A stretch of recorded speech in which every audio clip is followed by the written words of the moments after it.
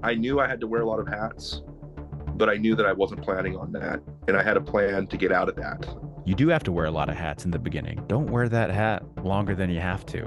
When it comes to leadership, I learned that I have to manage people in this order. I have to be firm, and then that allows me to be fair, and then I can be friendly. So valuable, dude.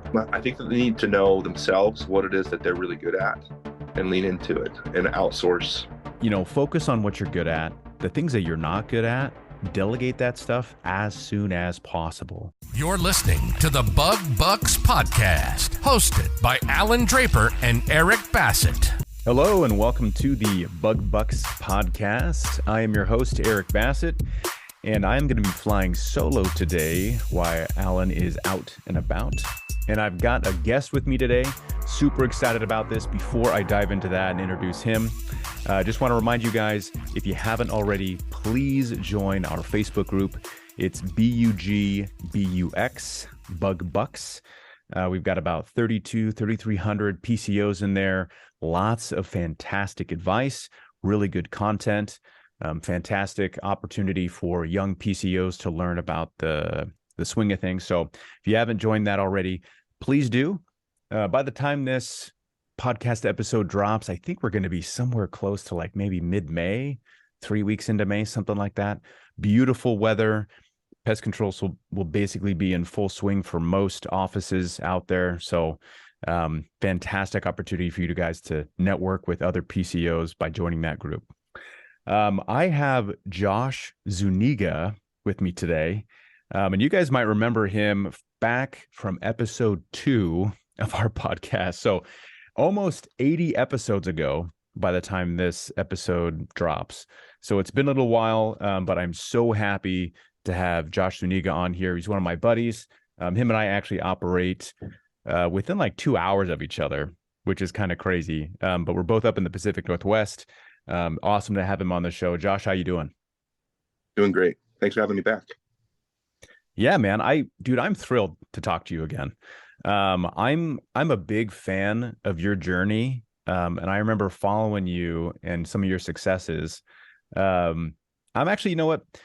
I'm sure that we heard, for the listeners who were back on episode 2, I'm sure that they probably heard a little bit about your journey, but I feel like I'd be doing them a big disservice if I didn't have you give us at least a small summarized version of your journey in pest control, where you started, how you got to opening up Zunex.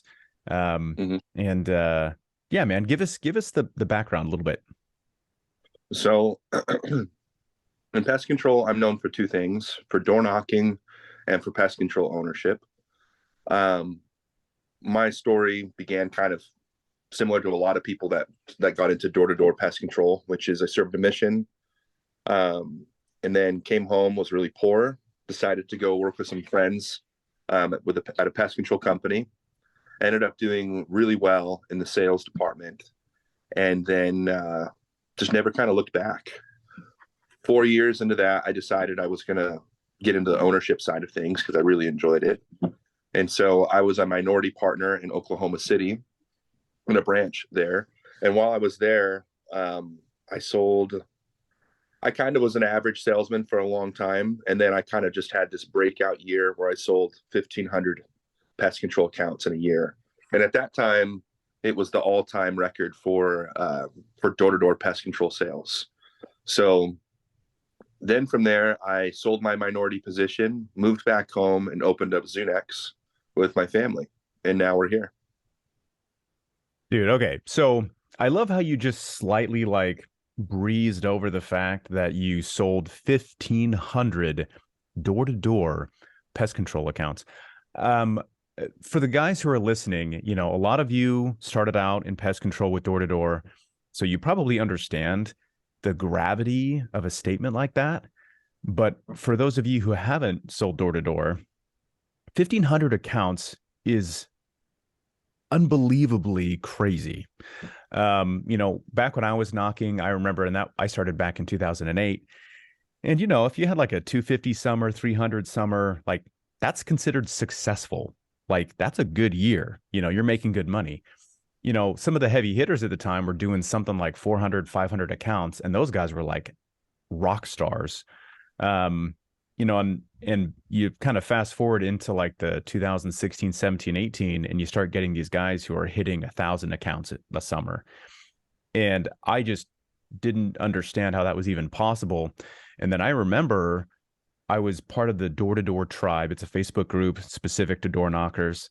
And this guy pops in there, and it's Josh, and he's like, hey, you know, I'm going to challenge the status quo. I'm going to hit 1,500 sold and serviced accounts, and, you know, follow my journey on Instagram. This is my handle. This is all my information. Dude, I have never like rooted so much for another door guy in my life. It was awesome. Like, you posted all your sales, dude. It was wild. So, obviously, as you guys can gather, Josh is a pretty humble dude. So, but very, very successful. So he hit 1,500 accounts that year. And then, you know, I think it was right after that you left Oklahoma City and started Zunex, right? So I was actually at UrbanX for one more year. Oh, okay. And yeah. Gotcha. Okay. So hung on to UrbanX for a little bit, and then left, came to the Pacific Northwest, opened up Zunex. And I know you've got some big goals there. Before we kind of dive into some of that, who did you open Zunex with? So I decided to partner with my dad, my brother-in-law, and a childhood friend that was also, he and I kind of grew up together, but he also did door-to-door sales the same time as I did.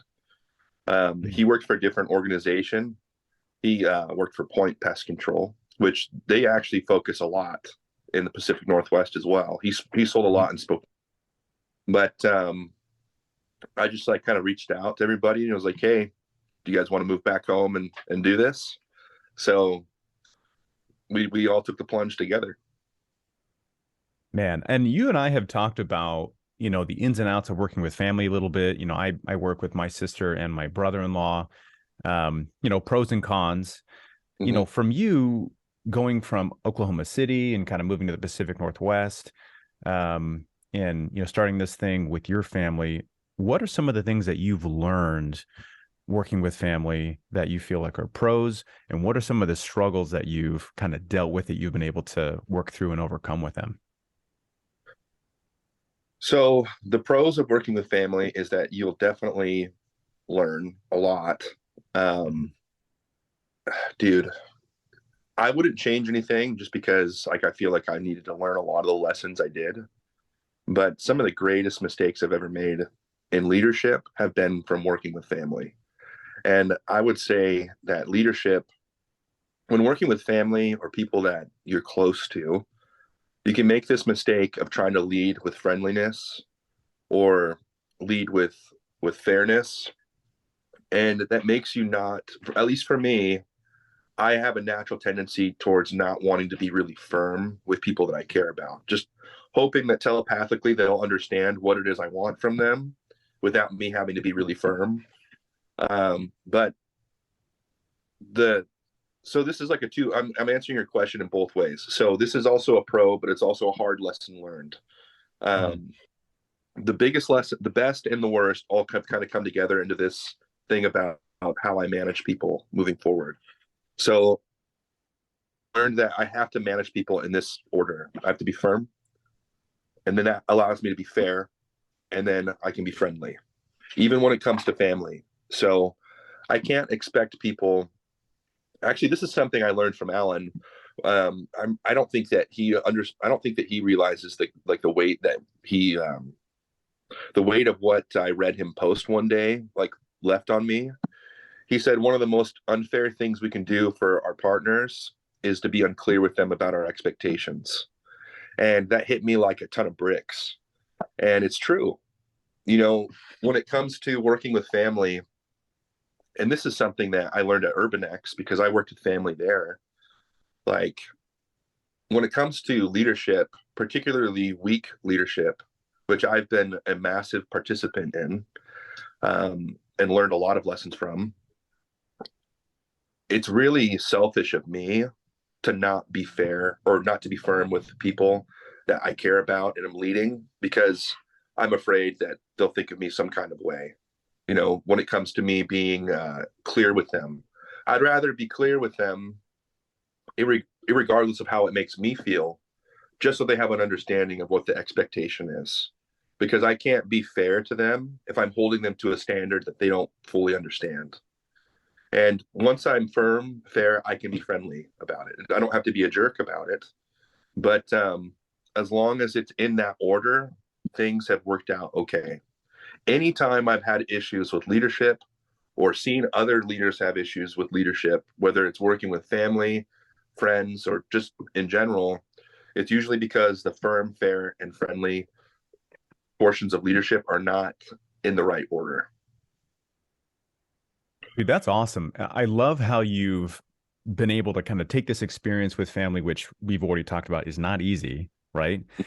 And you've kind of brought it into a format that's easy to understand, and just like you said, I love that quote from Alan. The easiest way to be unfair to somebody is to be unclear with what expectations you have for them, right? And I think it's important as visionaries, you hit the nail on the head. You got to be firm in your vision, right? You got to be firm in your expectations. You have to be firm in what you believe your company is doing.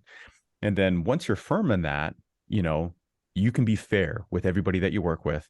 And then once you're all on the same page, yeah, you can be friendly, right? Yeah. And I love what you said about having that worry about how people perceive you. You're working with friends, you're working with family, you're working with new employees, people that you've spent a lot of time with inside and outside of the business. And I think for a lot of PCOs, you worry about how they're going to think about you, how they're going to perceive you, your relationship that you have with them. It's important. Mm-hmm. I've worked with my sister, my brother-in-law for a while. My wife currently runs our office, and that dynamic for me has been a real struggle, where it's like, hey, like I have big professional expectations from my office manager, and I have to, have this scenario where like I love my wife, 1000%. But I have to like deal with this dynamic of holding her accountable, and making sure she understands expectations regardless of how she feels, and it's one of those struggles that really kind of talks to the fact that sometimes it's a little lonely at the top. At least it feels lonely at the top in the beginning, right? Because you have to understand that maybe people don't always like you when you are firm, right? Mm-hmm. But eventually they will respect you because you've been clear. So I think that's just an awesome way that you've kind of formatted that whole scenario, which is great. How long has Zunex been in business now? This will be our third summer. So like we've been in business now for 2 years and 3 months. I love in the beginning, it's kind of like when when you first have kids and you're like talking about how old they are in like months and days, mm-hmm. Like when you have a company baby, you're like, dude, okay, we've been in business for 2 years, 3 months, 4 days, 15 minutes, like mm-hmm. It's like you're real specific. When you guys first started, obviously I know that you had some big goals that you were trying to hit. I know you've got some big goals now. What are some of the milestones that you feel like have been important for your business, your partners, and you personally? And then maybe we can talk about some of the new goals that you have going on for this year. It's a good question. So for us, when we started, I would say the first 100 accounts was a huge milestone for us. Mm-hmm. It meant that like we were able to have not just one technician, but two. So that was a big deal. We had, the way that we did this, we expected it to grow pretty large, pretty quickly. So we had 3 vehicles ready to go from the very beginning. And so just being able to separate the 2 technicians, because my brother-in-law was training the new technician and he was with him for like probably a month and a half mm-hmm. before we separated, because we actually started in February that year as well. Then from there, I would say 1,000 accounts, and then the first million. And from there, we decided to do crawl space cleanouts for a little bit there. That was a pretty big milestone. We learned a lot from that. Mm-hmm. We then decided that we weren't going to do crawl space cleanouts, which it wasn't because they weren't profitable, but it was just because of the math, the capital investment that was required for it compared to the long-term or the lifetime value of a customer for regular pest control. It just didn't make sense, which it was hard to turn down as a new company because you're revenue hungry that first year. So that was a hard decision to make, but it was long-term, it was better. So this last year we finished with, I think that we did 1.6 million. And yeah, the first 2 years essentially were us trying to get ready for a point where we could scale. Mm-hmm. On the opposite of the growth side, like not just the growth side of it, on the organizational side, I think some of the biggest milestones were from me trying to have to kind of like, because my dad and my brother-in-law and my childhood friend, they're all extremely capable people, but none of them had been on the ownership side of a business before. And so for that first year, and this isn't to take away anything that they've done, like we've all done this together, but I definitely had to lead, and through like grittiness, we kind of had to power through to that first million. And I feel like I kind of had to do a lot of like the navigating on that, at least until the point where they kind of had a hang of their roles. After year one, roles became a little bit more clear, and they were able to kind of fulfill those roles in a way that I didn't have to be a helicopter parent as much. Mm-hmm. And now we're at a point where I don't have to actually be super involved in the day-to-day if I choose not to. I'm not like, we're not anywhere near where we want to be or where I want us to be as far as like revenue goals go. Like we have a lot of growth goals ahead of us. So I choose to be super involved in it. But yeah, we've just made some really good hires when it comes to leadership, when it comes to our technicians, learning which technicians we want to keep, which ones we don't, the lessons that come from being understaffed and the lessons that come from being overstaffed. There's pros and cons to all of it, dude. There's been so many milestones. I love it, dude. And it's so crazy. And the guys who have young companies, you're probably sitting here eating this up going, dude, yes, like somebody who finally like understands what I've been going through, right? Because all the stuff you're talking about are just growing pains of pest control companies that are almost necessary, you know, like to get the real experience and to understand how to really grow and scale a pest control company. Like you have to go through some of these things, right? Some of these growing pains. And one of the things you mentioned is you were talking about how you had vehicles before you ever had technicians to drive them, right? Like yep. You guys were prepared to scale, you were prepared to grow, and you bought into that. You know, you bet on yourself, you bet on your own success, and you bought the stuff before you had people to even fill the seats. And that's something that I know Alan has probably recommended, but it's really easy for people who are starting a pest control company to, you know, you have the one truck or the one van, and then you're like, okay, like I'll slowly add on as I scale. And, you know, in a lot of respects, that's probably a smart way to do it.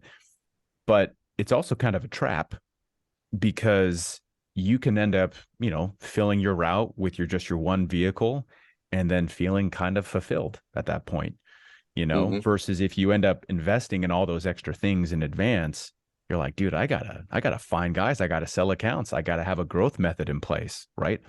You know, like I've got to go. Otherwise, all the investments I've made are a total waste. So I just wanted to give you some props on that because, you know, a lot of people don't do it that way. You know, they're not investing and betting on themselves in advance. So another thing I wanted to touch on was the crawl space cleanouts. So you and I have talked about this before a little bit. Mm-hmm. And I like that you mentioned like they are profitable. In fact, in a lot of ways, they can be really profitable. I think it's important for pest control companies, you know, when you're young or when you're growing, and almost maybe even anytime, that you explore different things. You know, I don't, and it could be crawl space cleanouts, it could be attic, you know, insulation restoration, it could be, you know, some type of exclusionary work, could be wildlife trapping. I don't know, whatever that thing is, right? Lawn and pest, weeds, whatever. You know, take a look into it, right?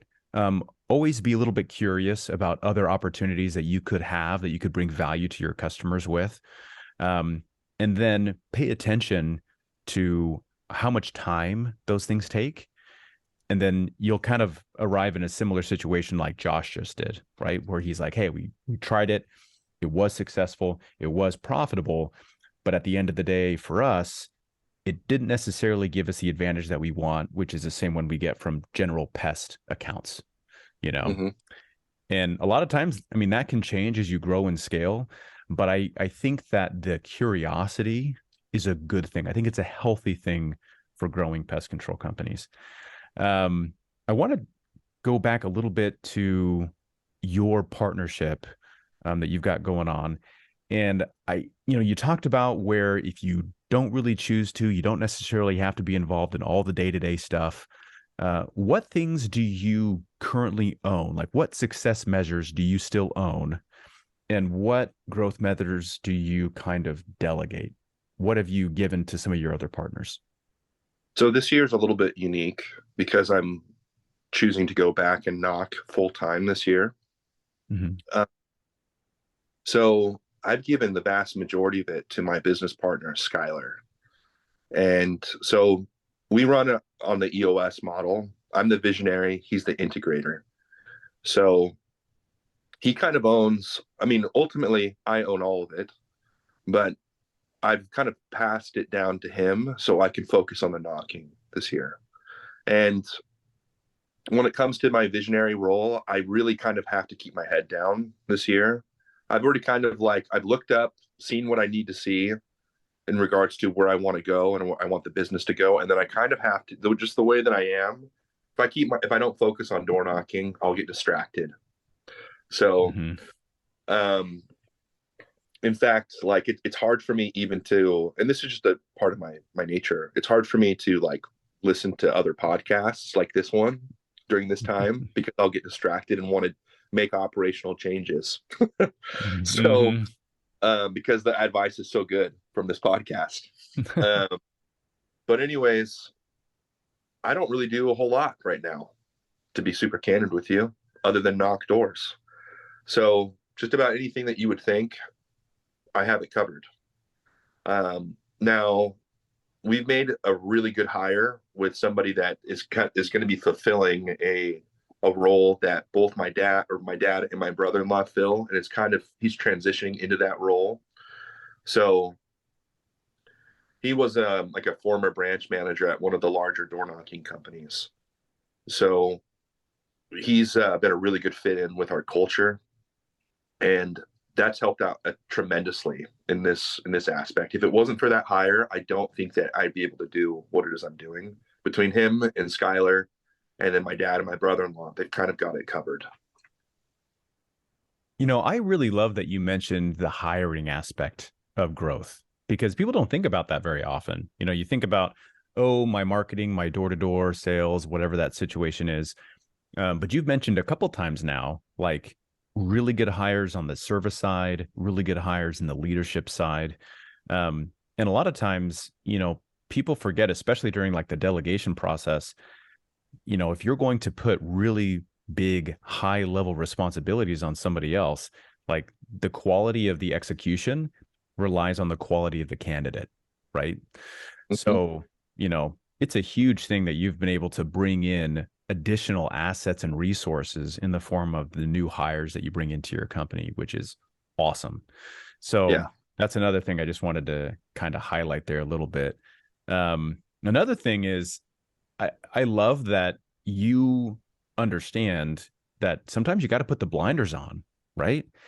You know, people ask me a lot when we're trying to kind of evaluate their growth models or growth methods, and they'll say like, I'm not really sure what I should be doing. And I'll say, okay, you know, let's identify one key thing that if you just focus on that, it would make the biggest difference in your business right now, right? Or, you know, over the next 6 months or whatever the timeline is. And then we work to identify that one thing. And then I say, okay, what is keeping you from doing that one thing? What else is going on in your company that's distracting you from that one thing? You know, and then we kind of figure out what all those things are. And then it's just working to offload those distractions, right? To delegate those distractions so that those leaders can really truly focus on that one thing. And you've got that, right? And there's no shame in it either. I mean, in fact, it's actually really smart to be able to just put the blinders on and go, dude, you guys are going to take care of this. I'm going to try my best not to even look at anything or listen to any podcasts or anything else. And I'm just going to focus on knocking doors because that's the one thing that I've identified to make my company successful right now. So, you know, big word of advice to all the PCOs listening. There's a lot of stuff you juggle as a visionary, right? There's a lot of stuff you juggle as an operator. Find that one thing. And if you can offload some of these other tasks, man, it's a total game changer. So, dude, I love how focused you are. That is awesome. Speaking of kind of goals that you have for this year, do you have any numbers for us? Do you have any ideas? What can you tell us about where you want Zunex to be by this same time next year? Yeah. So we have some really large goals. We have a pretty decent sized, actually, we have a large door-to-door team coming out this year. The first 2 years were us trying to kind of build like a base so we could support scaling. But this year, we hope to finish the year off. We anticipate being somewhere around $4.5 to $6 million in total revenue. Well, I'm not saying we're going to collect that full revenue, but that's how much annual recurring revenue we expect to be having on our books. So we plan to grow a ton this year. A lot of it's going to be from digital. The majority of it's going to be from door to door. And I play a pretty large role in that. I am trying to do 2,000 accounts this year. So I'm trying to beat my old record. This spring has been a little bit difficult. You know, when I did it in the South, or like in the Midwest South, like kind of right on that border. And so if I do hit that goal, I'm going to have to dig really, really deep to reach that goal. I think I'll get pretty close to where I sold like the 1,500 accounts, but that 2,000 accounts is going to be really difficult to reach. But the name of the game this year is route density. So we want to build a ton of density. And then at some point, once we reach market saturation to the point where we're happy with the density, we're going to turn door knocking off here. And then we'll just maintain through digital. We might throw in door knocking and kind of spruce it up occasionally every now and then, but I don't want this to be an office that has permanent door knockers. So I think that once we reach, like my ideal goal here would be somewhere between 8 to 10 million. Once we reach that, we probably won't door knock here very often. As long as we can find the equilibrium in which the digital market is able to like maintain, that's where I want to end up. I want to end up at the equilibrium with that. So just large enough that the digital market's able to maintain it, and then we can take our knockers somewhere else. So it's so awesome to hear. I mean, obviously I saw you from the beginning, you know, the birth of Zunex all the way up to what we're talking about here, you know, hitting somewhere $4.5 to $6 million within, you know, sold revenue this year. And then looking into the future at the $8 to $10 million mark is just awesome. And I want to touch on something that you mentioned as far as like the logistics of why door knocking is a good thing for your business. Route density is something that is fantastic for gross profit and profit margins. you know, and a lot of pest control companies, when they first get started, if they're not doing door to door, they're probably just doing marketing, like digital marketing, and they might do some referrals and some other stuff. And they end up having this map, this customer map that's all over the place. And from a logistic perspective, that's such a pain because your drive time and your gas and the wear and tear in your vehicles and just the time frames for initials and new customers, it's really painful. And when you bring in what was that? I said technicians don't like it either. No, they do not. You know, you can pay a technician hourly and it seems like they wouldn't care because they're getting paid no matter what, but they care, I promise. Like they do not like additional drive time. So if you guys are thinking, man, you know, what are some benefits of having a door-to-door team or having door-to-door sales? Route density is awesome because you can put a guy or a team of guys into an area that you want accounts in, and they go out and they fill that area with accounts. And you can focus on route density and build this nice, tightly packed customer map, which is phenomenal for the health of your profit margins over the long period of time. And then just like Josh said, you know, eventually, you know, once you to the point where you've really hit that dense map pack, you know, you can turn off door knocking. Maybe you use it as a supplement to growth whenever you want to. You don't have to do it forever. And then eventually, you know, when your company is as big as you want and it's healthy and it's operating well, you can use digital as a way that you can kind of maintain things. Just kind of touching on digital real quick. You guys have been doing, did you start digital marketing from the beginning when you first opened Zunex? About 6 months in. Yeah. 6 months in. Any word of advice for, you know, PCOs that are looking at digital marketing companies, as far as things that you would recommend to them from your experience? Yeah, I would recommend using Lizard, Alan's company. Okay. It sounds like a very self-fulfilling request now that we talk about it, but yeah. But what about Lizard do you feel like made it a good decision for you? I feel like for me, I don't really understand a ton about SEO. I understand the basics of it, and I just don't have time to become an expert in it.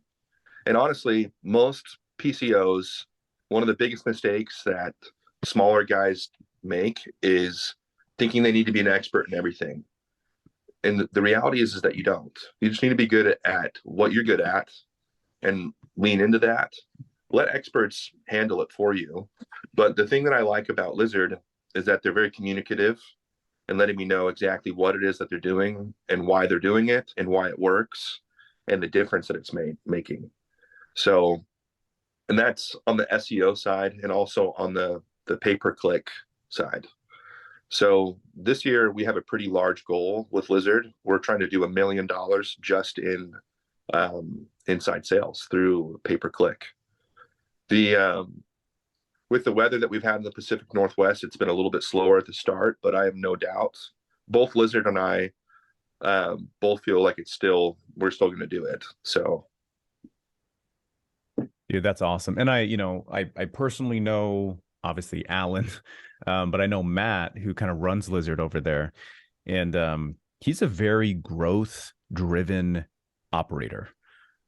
Which I really appreciate from marketing guys. So, you know, doesn't surprise me at all that you guys have big goals over there.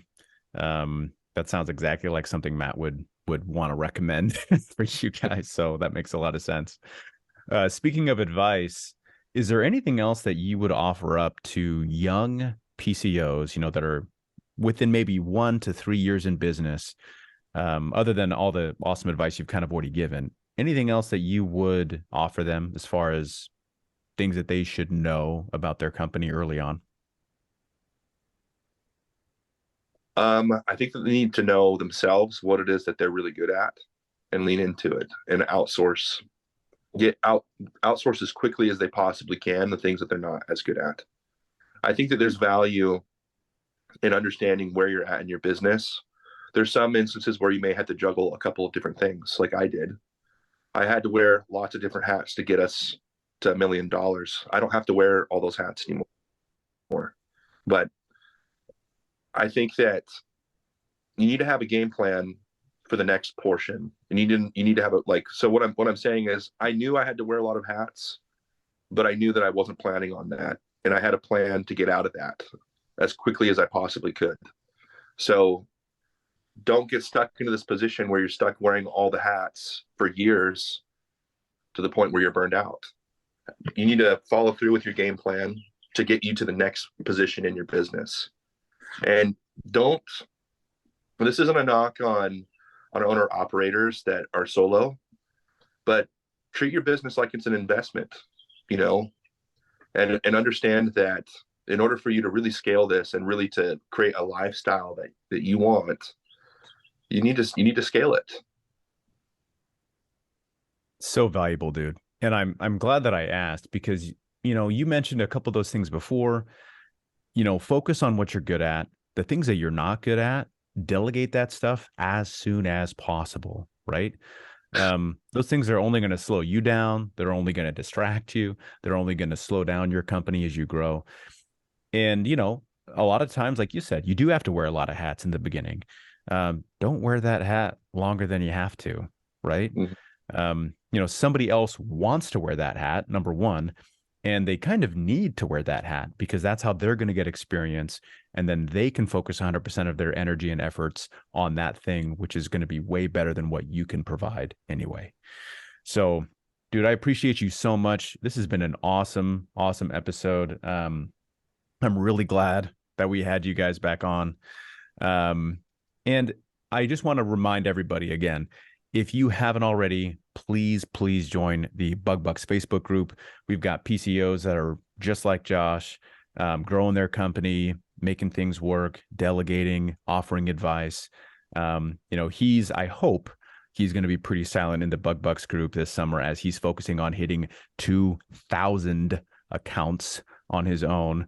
It's unbelievable. So anyway, Josh, just want to say thank you one more time. You've been fantastic as always.